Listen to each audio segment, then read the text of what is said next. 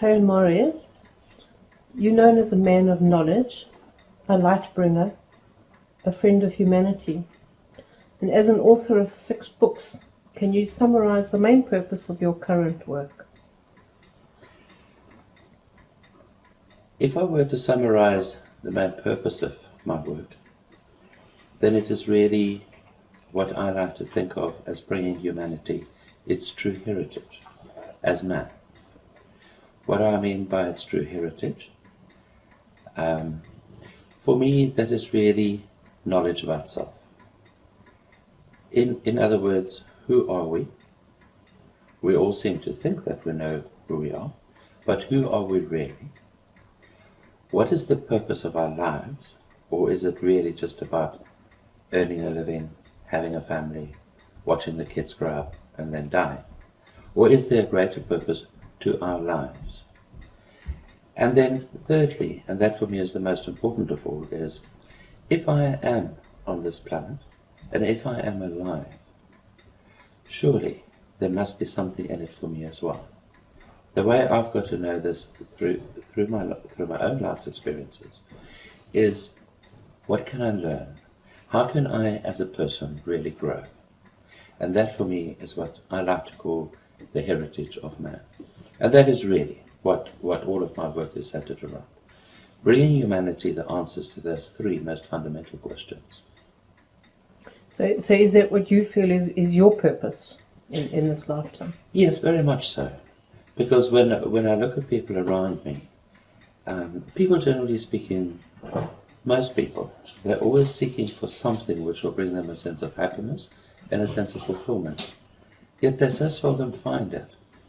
And what I've learned, again through my own experience, is because although they know they're searching, they don't really know what it is that they're searching for.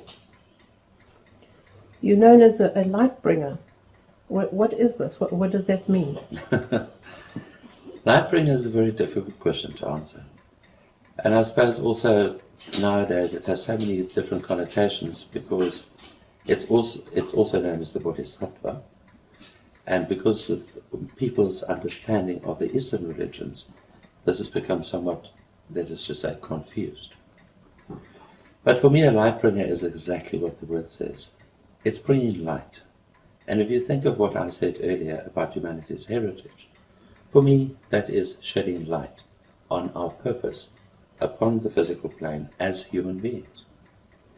So really, a light bringer is someone who sheds light in the dark areas of our lives, the areas which we don't understand. You speak about your own experience in your lifetime.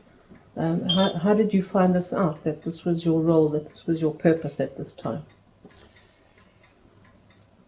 Elizabeth, as long as I can remember, ever since I was a tiny, tiny child, I might just add here that I grew up very much alone, in that although I have 2 sisters, both my sisters are very much older than myself.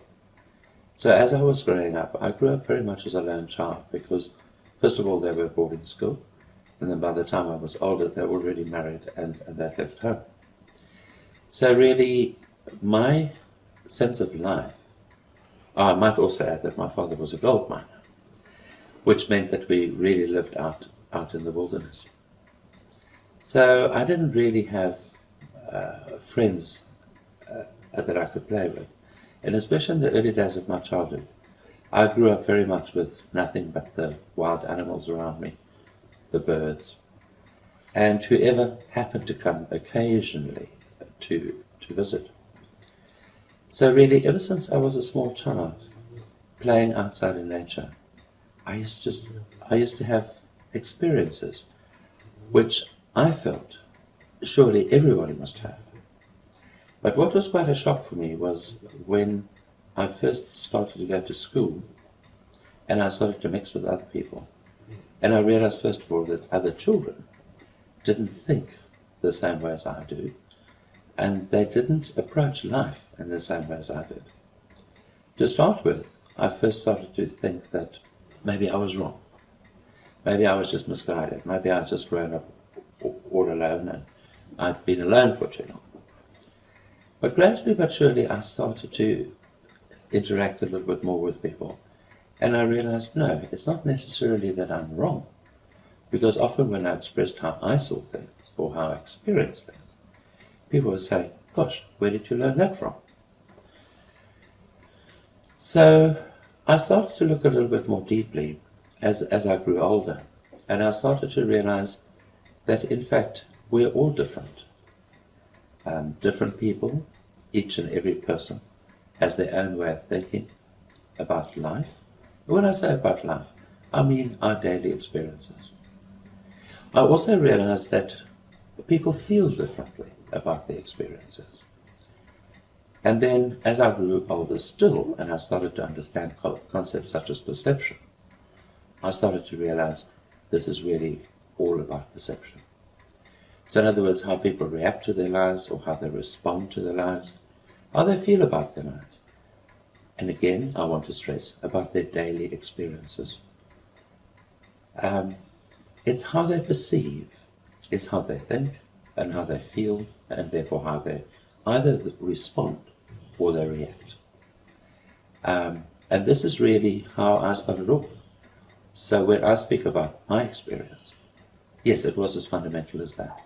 Was learning from a very early age that there is something like perception, and how perception actually influences our whole existence upon the physical plane. Would you describe yourself as a teacher? Teacher is a very big word, but what does it really mean to teach? Of course, in the work that I do, I end up giving a lot of guidance. People come to me with all sorts of questions, with all sorts of problems, and I give them guidance. But is that really teaching? For me, teaching, the way I understand teaching, is when I sit you down and I tell you, look, this is how life works, and this is what you must do, and this is what you must not do. For me, that is teaching. But I don't see myself as a teacher in that respect. I like to see myself more as a friend of humanity, or if you like, as a guide. What does it mean then that when the student is ready, the teacher will arrive? What does that mean then in the context of what you've just said? I don't think we should take the word teacher literally. You know, within life we are forced to speak, and we are forced to use words. And so for the sake of clarity, if one looks at that particular statement which is just made, when the student is ready, the teacher appears. It is really a question of, because we have to use a word, we have to be clear. So we speak about a teacher. But really for me, what it truly means is that when we are actively searching, and there is that deep longing to find the answers to life that we are seeking, whatever those answers may be. And different people really have different questions. Therefore, the answers are going to be different. But if we have that deep longing to learn, and if that longing eventually becomes, for us, an act of survival, I like to think of it as an act of survival. In other words, if I don't find the answers I seek, then my life is going to be empty and meaningless. When we truly reach that point, where we feel that we have to find the answers that we're seeking, then invariably we come across, or we stumble across, someone in our life that can actually help us to find those answers. And once again, I'm stressing the word help us to find. I'm not saying teach us. Did you yourself have somebody who helped you when those questions were at their strongest for you? No. I did have, I only discovered much later, I did have someone who guided me very strongly when I was young, and very firmly, so I might add. But then I wasn't really seeking for answers. By the time I came to really seek answers, I found myself very much alone.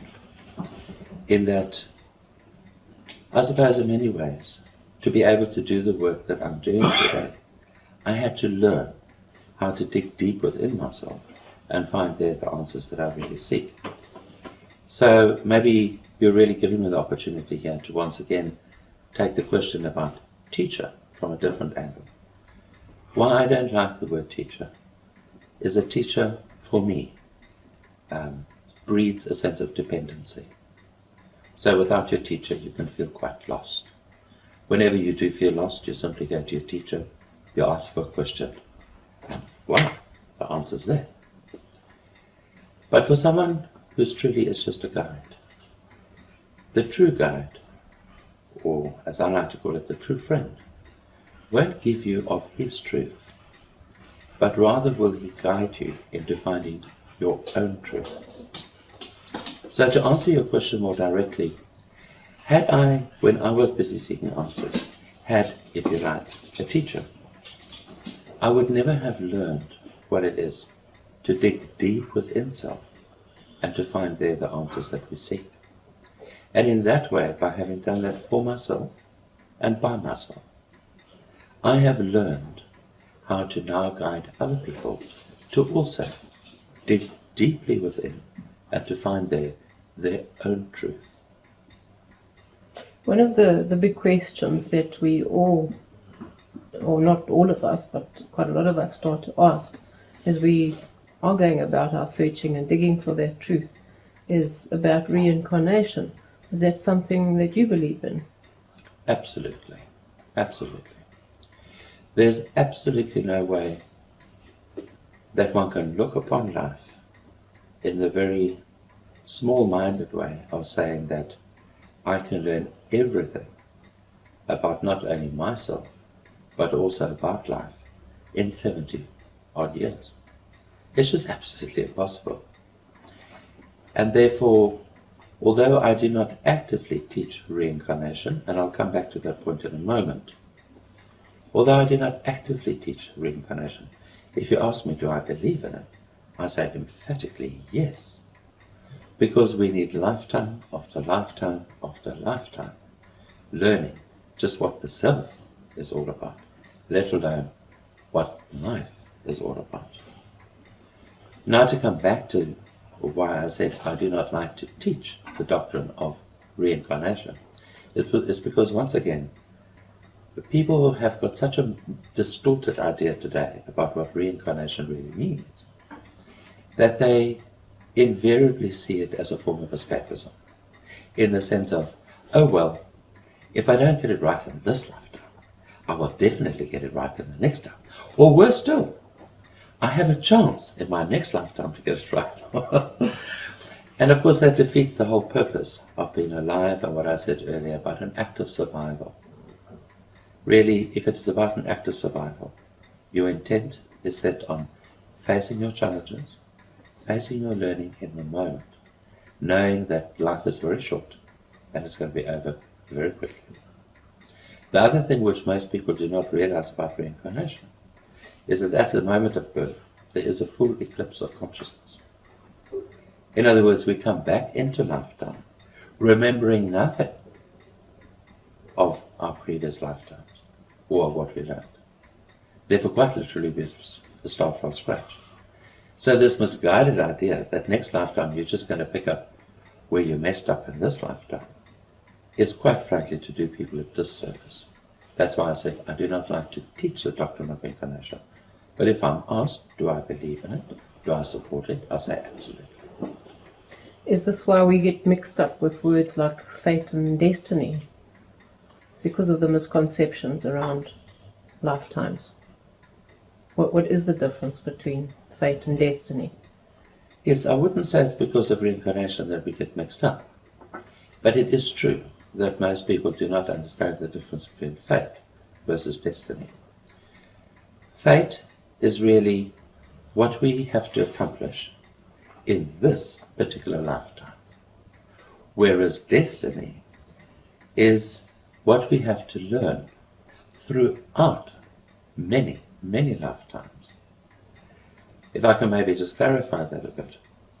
You and I, and every living creature upon this planet, we are lives, and we live an untold number of lifetimes in which we uncover true knowledge of both the self and how that self is a part of life.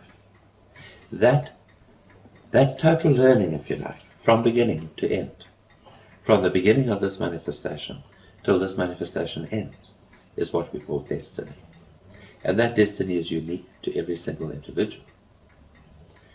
Fate, on the other hand, is that tiny portion of our destiny which we fulfill in each successive lifetime. Is it possible then that you've been on the path of the light bringer before then? Is it something that you would remember?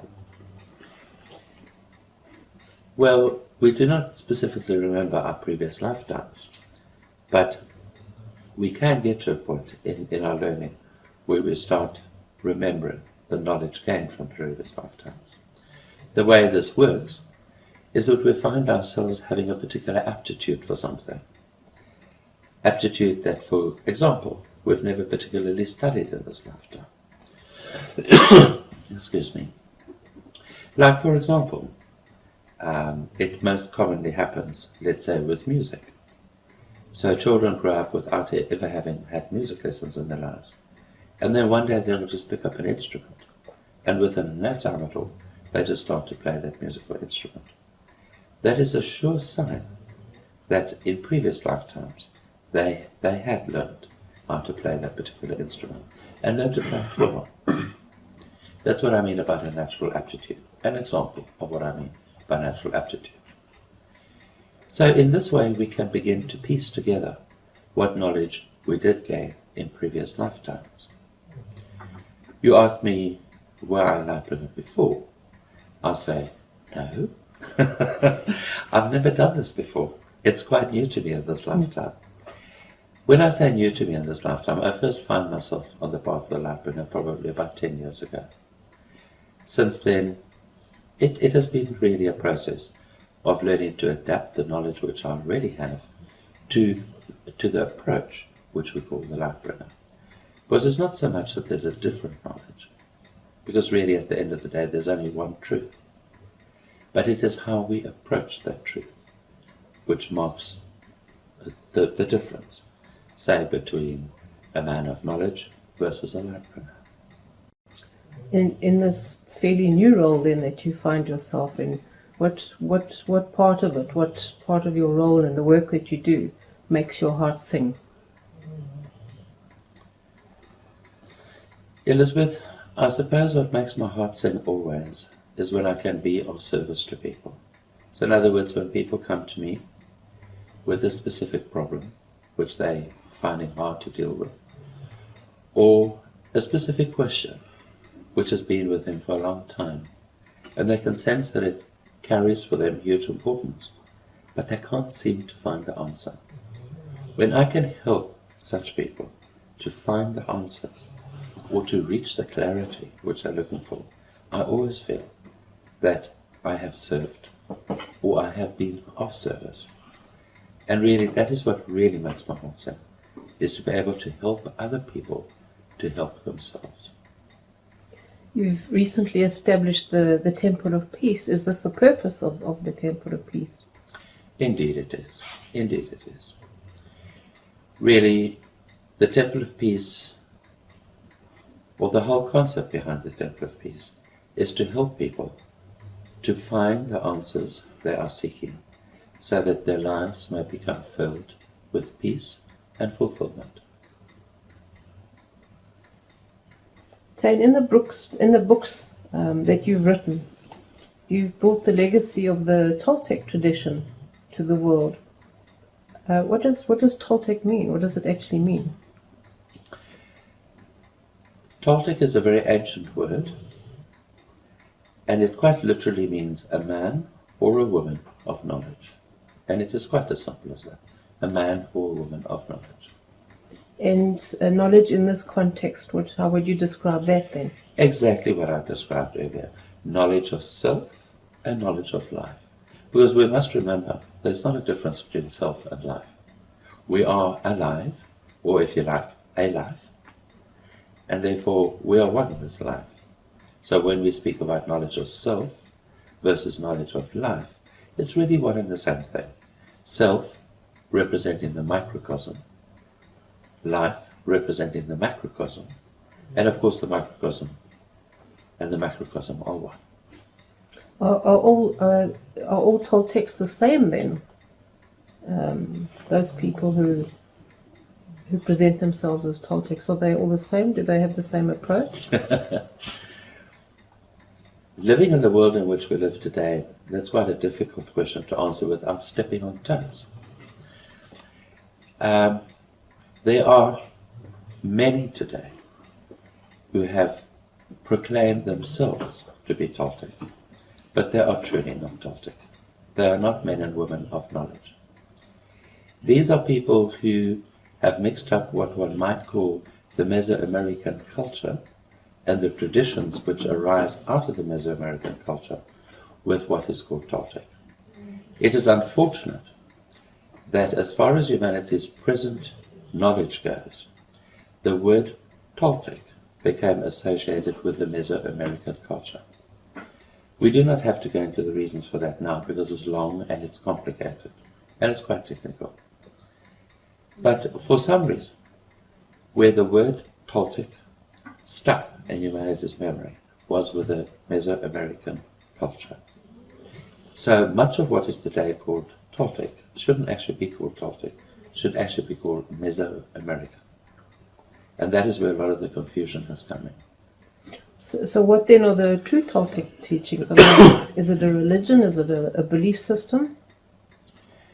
Elizabeth, Toltec is not a religion. And I want to be quite emphatic about that. It is not a religion.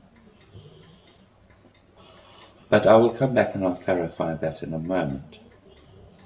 When I say it is not a religion, what I mean is to be Toltec or to be an apprentice to the Toltec teachings means to be a follower of the one truth, if you like, the one knowledge. It is to seek knowledge of self and of life. That is what it means to be, if you like, on the Toltec path. Why I said just now it's not religion? Because religion today has become as misunderstood as the word Toltec. What people today regard as religion is really what should by right be called a churchianity. Churchianity and religion is not one and the same thing. Churchianity is to follow the teachings of the church, whereas religion has everything to do with reaching back into time and digging deep into self to understand our roots of what we really are as human beings, or if you like, a son of God. But what does that really mean, as opposed to what the churches like to tell us it means, or what the churches like to teach us it means? So then, on a day-to-day basis, then, how would the Toltec teachings themselves help us in practical terms? Elizabeth, the Toltec teachings are of enormous benefit to humanity. In fact, we spoke earlier about the heritage of humanity.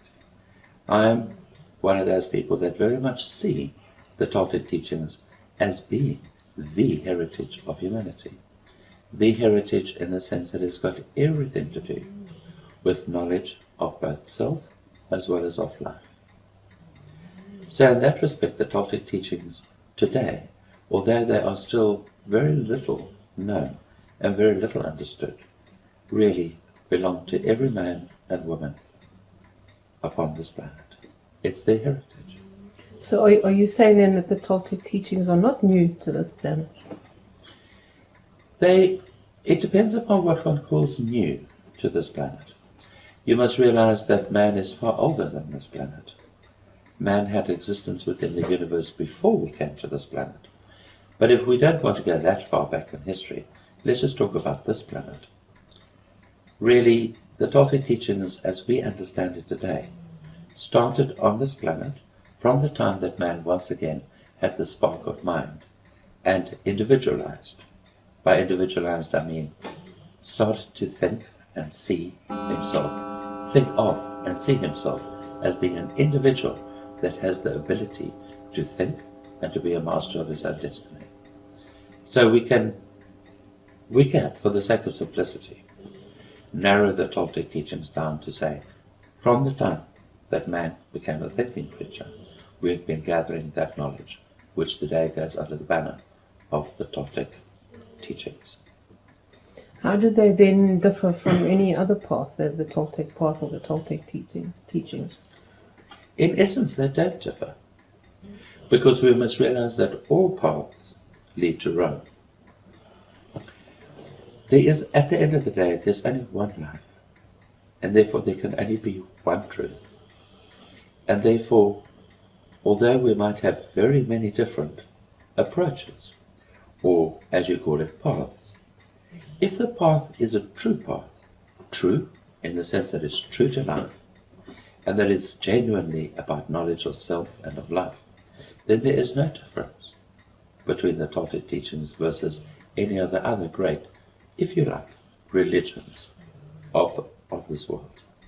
So are you saying if I wanted to come and visit you at the Temple of Peace, that it wouldn't really matter if I was Christian or Muslim or Jewish or Hindu or any other belief system or type of religion? Not at all. In fact, I find it always a joyful experience to be able to speak to people and to be able to interact with them when they come from different avenues of life. Because for me too, it then becomes a learning experience in the sense of, depending upon, let's say, in this particular case, you were asking me about religion, I always find it very enlightening to be able to converse with someone who maybe comes from a religion which I'm not that familiar with.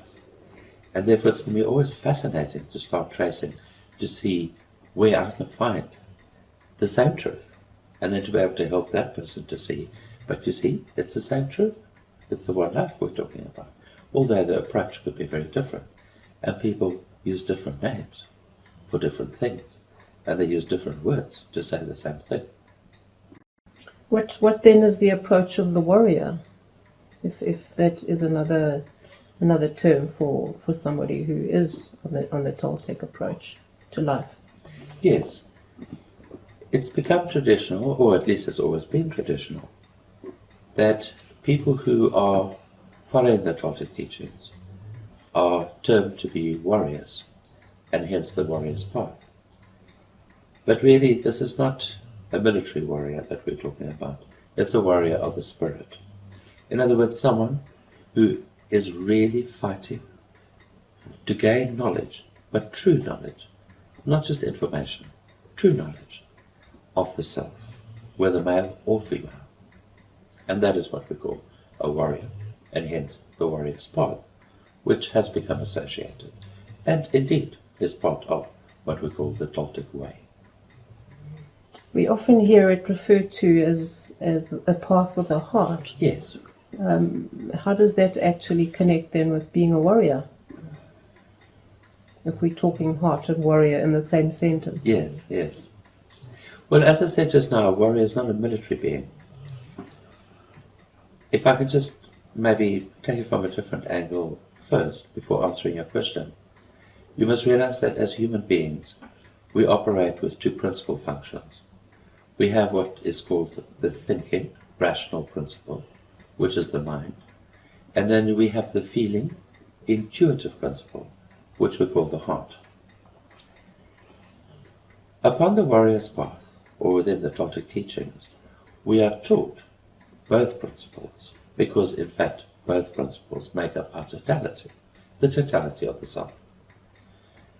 The way of the mind, or the rational thinking principle, we term the right side, and the feeling, intuitive side, we term the left side, or the heart.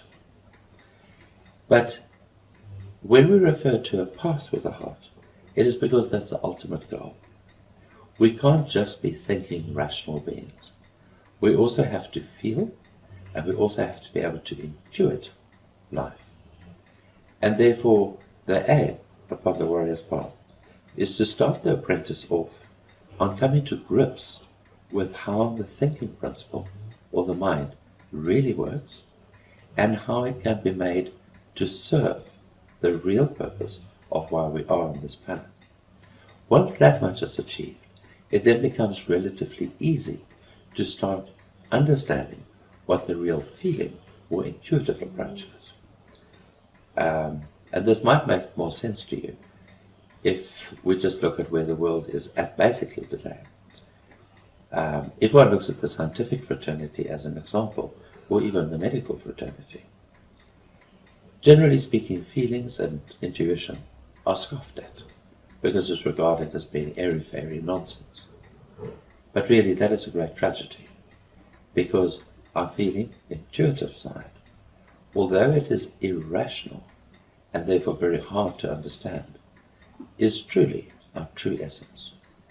It's what really makes our lives into something which has great meaning, or something which is quite an empty intellectual process. And that is why I said just now, upon the warrior's path, the apprentice is trained to go from mind to heart. And ultimately, it's all about heart, once we know how to work with that which we call the irrational, and hence a path with a heart. You shared with us part of your growing up. Where were you born? Where did you grow up? Elizabeth, I was born in Zimbabwe. As I've already said, my father was a gold miner. But when I say a gold miner, he was what was then called a small worker. In other words, he wasn't an employee on one of the big mines, but he worked for himself. He was literally digging gold all by himself. So I very much grew up, as I also already stated, in the wilderness, because you don't find gold mines in the middle of cities. So in finding your path of the heart, and in your own digging for gold, where did you first hear then of the word or the concept of Toltec? If you were out in the wilderness, how did it actually come to you? Goodness me. I was already in my mid-20s before I first came across the word Toltec. And I suppose I was absolutely bewitched and bewildered by it, because I'd never heard of Toltec ever in my life before. And in fact, the way I came across it was in the first book, which was written by Dr. Castaneda. And I first read about, in fact, the word Toltec isn't actually mentioned in that book, but of course Warrior and the Warrior's Path is mentioned. And I absolutely loved what his benefactor, if you like his teacher, but I prefer to call him a benefactor, what his benefactor had taught him. Because Juan was his name, Juan Martes, wasn't actually his real name, by the way, but it's the way Carlos called him in the books. But Juan's words to Carlos just rang so true for me, which is why I said I became totally fascinated and bewitched. And I just had to know more. I just had to know what, in fact, why it rang so true for me. And so it was from there that I really started my own studies in terms of what is this warrior's path and what does it actually mean to be Toltec. So how did you find this book? I mean, did it fall on your head in a bookstore? Or? Almost. What had happened was I was doing a tour of Europe in 1977.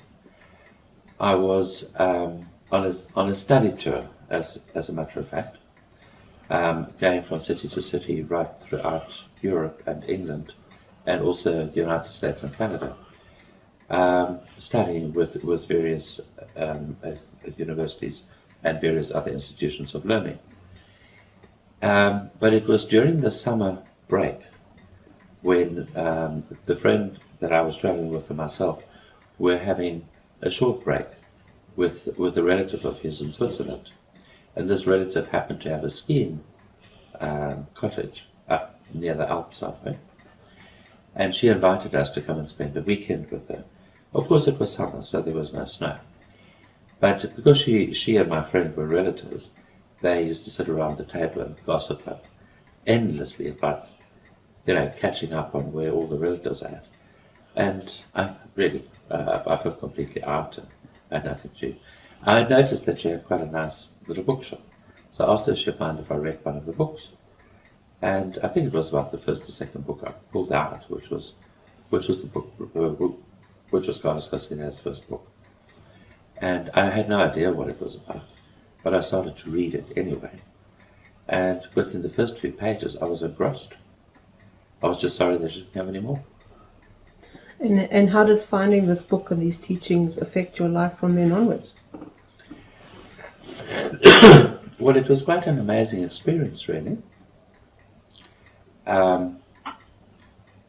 Because, to cut a long story short, after that year was finished, I returned to Cape Town, which is where I was then living and working. But by then, I absolutely knew that I'd reached a point which I call an act of survival in my life. I really, really needed to find answers as to what was my life all about. What am I supposed to be doing in this lifetime? I might just add that by that stage, by the time I'd gone overseas, I'd already achieved huge success in terms of my career. And as far as my work was concerned, really I could pick and choose in terms of what I wanted to do in terms of earning a living. Because I'd reached what most people see as being success. But none of it brought me a sense of fulfillment. None of it. Because I had these burning questions within. I can't believe that I'm just on this planet in order to work, earn money, have a house, have a car, have friends, lead a social life. Even socially, I was very successful. They had lots and lots of people that I saw as my friends. They saw me as their friend. But I started to hate more and more the parties and the endless dinners and things that I went to, because it all seemed so meaningless. And people's conversations seemed so meaningless. So I was desperate to find real meaning in my life. So, in actual fact, that was part of the reason why I orchestrated, or why I arranged for myself to travel overseas on the study tour for a year, was I was hoping, against hope, that somehow if I just got out there and travelled for this year, I might just stumble across some of the answers that I was looking for. I didn't directly stumble across the answers, except I did find this book that we spoke about just now, which certainly had a huge impact on me. But strangely enough, what also started to happen at the time when I was overseas, but I didn't know what was going on, is I started to have spontaneous flashbacks of knowledge gained in previous lifetimes. Unfortunately, because I had no real knowledge of what was going on at that time, I seriously believed that I was losing my mind. Is this not a good thing in terms of what you shared about the mind? Well, probably, but I mean, at that stage, in my mid-20s, I really felt that I might be going insane. Anyway, again, to cut a long story short, I went through all of that, which had a deep impact on me. I found this book of Castaneda, which also made a deep impact on me. And then I got back to Cape Town. And I knew that okay, I was not back. I had to start up my career again. I had to earn a living again, buy myself another car, find a house to live in, do all the normal things that normal people do. And I just couldn't put my heart into it. I kept thinking, gosh, I've got to find meaning. If I can't find meaning in all of this, then what's the point? My life might as well end right now. Anyway, one morning I just woke up, and there was the very strong feeling in me that I needed to go into Cape Town, and I needed to go to the bookstores. The way I rationally interpreted that for myself was that I might find a book which could just possibly point me in the right direction. Even if it didn't provide me with the answers I was seeking, it might just point me in the right direction. So I duly did that. I still didn't have a car, because I still didn't have a job, so I still didn't have any money. So anyway, I put myself on a train, and I got off in Cape Town, and I started to go to all the bookstores that I could think of. And I wandered around for hours, going from bookstore to bookstore. and nothing jumped out at me. Or as you said, no book fell in my head. And nothing appealed to me. I mean, I spent hours in the bookstores.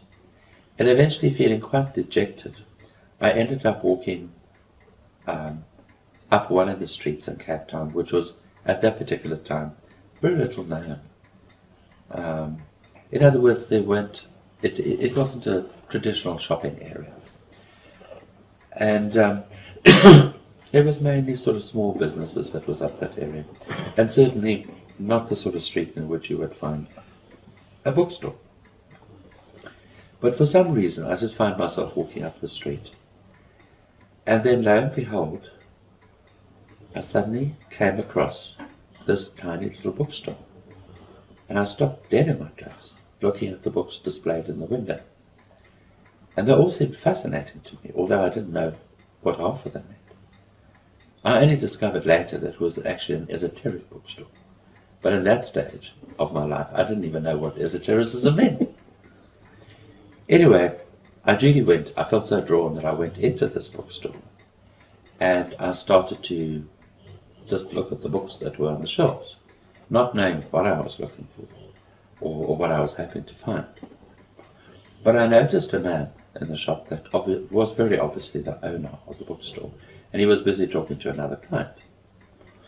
And I noticed that he kept looking at me out of the corner of his eye. Not knowing why he was looking at me, I assumed that he was watching me in case I was going to steal a book. Anyway, so I kept my hands behind my back and I didn't pick up any books in case I got turfed out of the bookstore.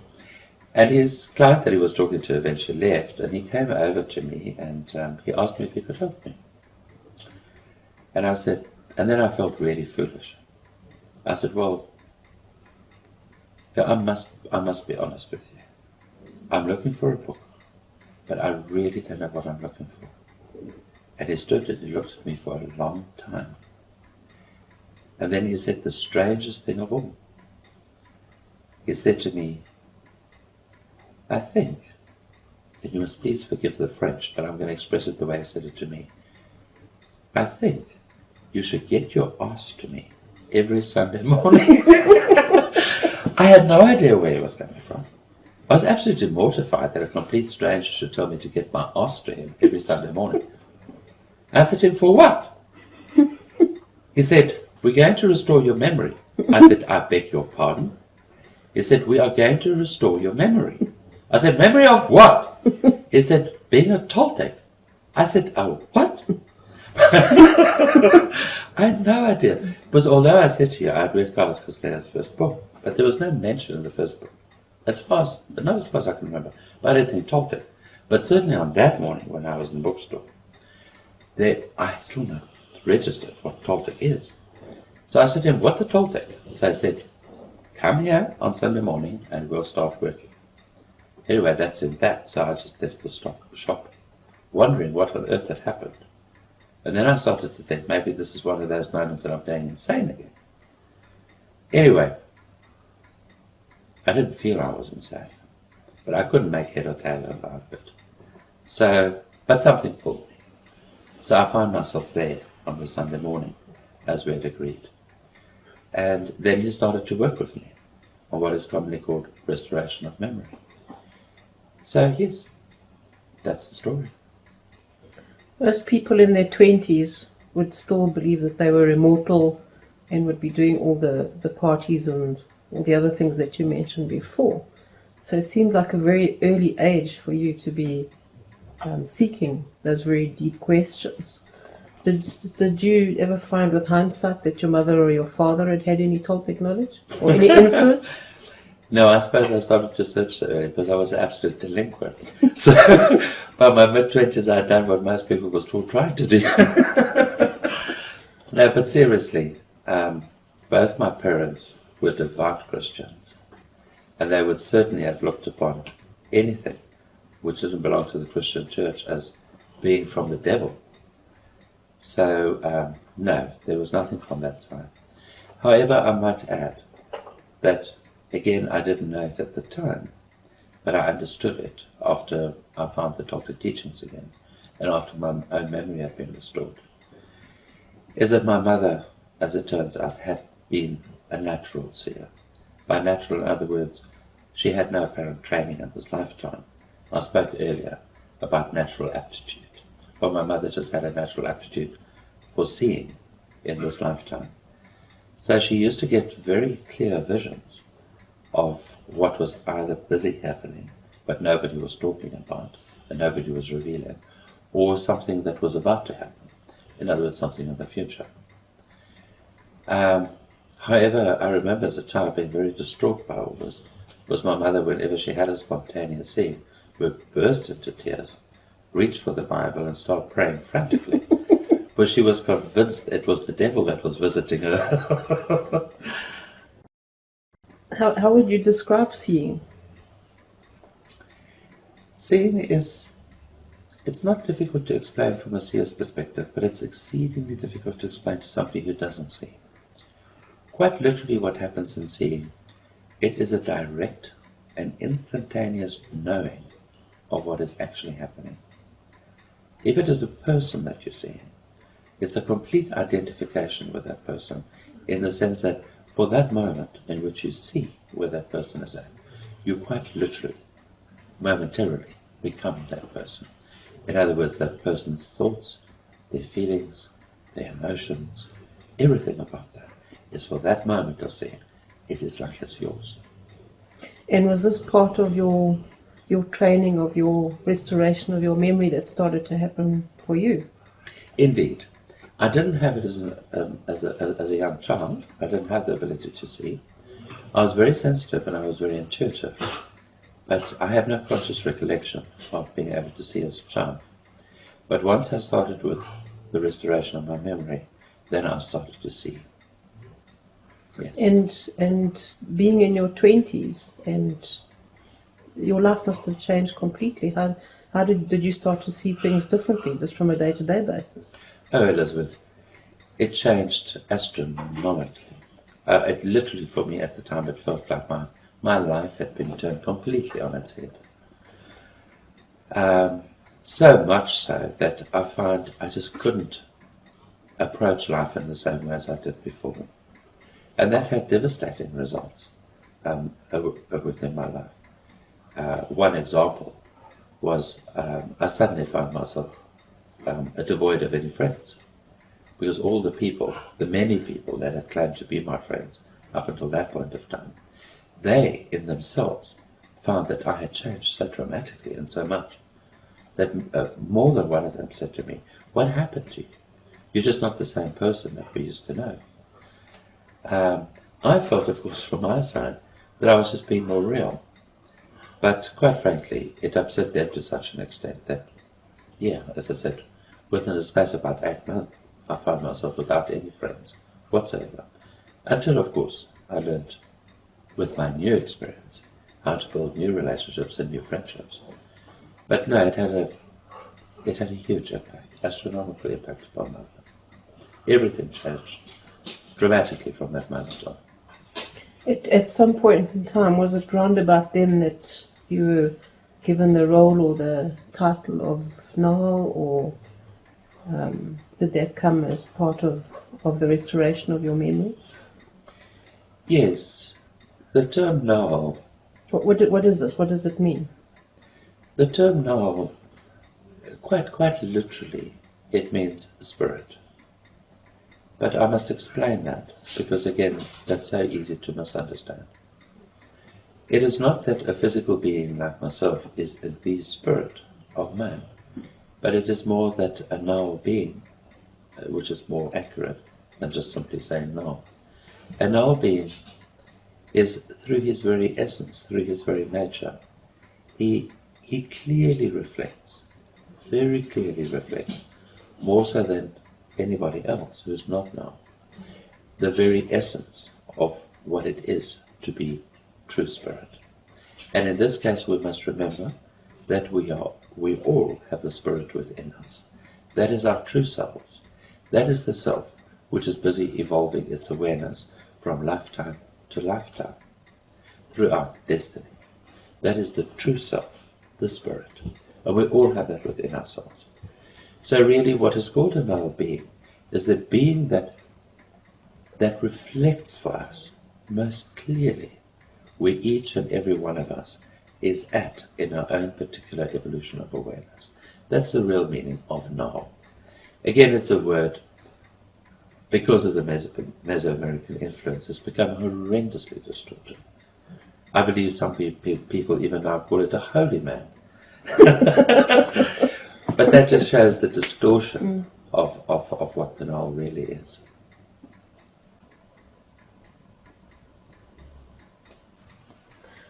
As I understood you shared that far from being a holy man, a null being is a being that best reflects for us where our spirit is at any point in time.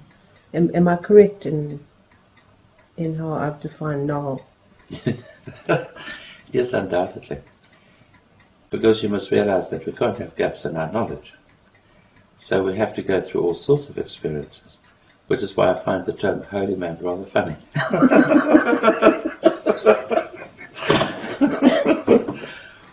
How did you find out that this was to be your role in this lifetime? Well, that really came about as a result of the restoration of my memory. And what did it mean for you? What did it mean for you to find out that this was your role? You were still fairly early on in your age, in your life, weren't you? Age-wise. Yeah, true. To tell you the honest truth, I freaked out. I couldn't imagine how I was ever going to fulfill this role. And especially as I restored more and more of my memory and I began to understand more and more where humanity is really at. So, unfortunately, I'm not, or perhaps fortunately, I'm not one of those people that look upon being null as being very glamorous or being very holy and sitting in some safe place and telling people, please, brother. For me, it is literally having to roll up the sleeves and do some very hard work at helping people to sort out the problems in their lives. But as my memory was restored and I started to see where humanity is at, it was quite shocking for me to realize that where humanity is at today, and to really be able to help people in a meaningful way. By meaningful, I mean really being able to change their lives, is actually a huge challenge. Which is why I said, the more I started to see what a challenge it is, the more I freaked out. So far from being very enamored with the idea that I'm null, quite frankly, I didn't like it at all. There's a huge responsibility that comes with this role. Absolutely. How did your parents, your childhood, your careers up until that point, how did they prepare you for this role, if at all? Elizabeth, amazingly so. I actually started my career off in the theatre. I actually became a professional dancer, classical dancer. I also studied Spanish dance, as well as folk dancing, or what is better known as national dancing, which really entails the national dances of Europe, Eastern Europe, as well as Russia. And really, my experience in the theatre was an unbelievable experience. I started off in the theatre because I've always been drawn to the performing arts. I suppose why I was drawn to the performing arts was, once again, not so much the glamour of being on stage, but it's that wonderful opportunity of being able to go out onto that stage and give the audience your everything. So, although there are many performers that become performers simply because they enjoy the limelight, if you like, and they enjoy the applause and the flowers and everything that comes afterwards. For me, it never was about that. It was about what I saw as the marvelous privilege of, number one, being able to give full expression to yourself, and in that expressing yourself, being able to touch people's hearts, to give them something of what I see as the beauty of life. And that is what really attracted me. So, in that respect, my years in the theatre was wonderful preparation for the work I'm doing now.